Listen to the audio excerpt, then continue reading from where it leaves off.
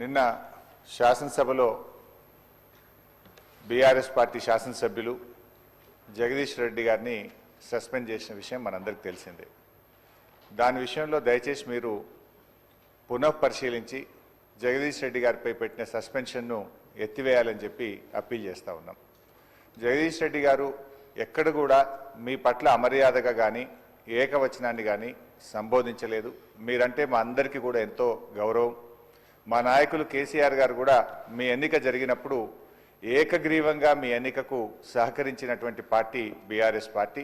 మా నాయకులు కేసీఆర్ గారు కూడా ఎప్పుడు కూడా మాకు చెప్తూ ఉంటారు, సభా సంప్రదాయాలు పాటించాలని, మీ పట్ల గౌరవంగా ఉండాలని కూడా చెప్తూ ఉంటారు. సో మాకు ఎక్కడ కూడా బీఆర్ఎస్ పార్టీకి కానీ మా సభ్యులు జగదీష్ రెడ్డి గారికి కానీ మీ పట్ల మంచి గౌరవం ఉంది తప్ప మేము ఎక్కడ దురుద్దేశంగా కానీ ఏకవచనాన్ని మీ పట్ల ప్రయోగించలేదు.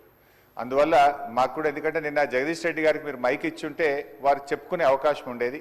వారికి చెప్పుకునే అవకాశం లేకుండానే సస్పెన్షన్ జరిగింది కనుక మీరు ఒకసారి పునఃపరిశీలించి వారిని సభలోకి వచ్చే విధంగా సస్పెన్షన్ ఎత్తివేయాలని మా తరఫున విజ్ఞప్తి చేస్తున్నాం.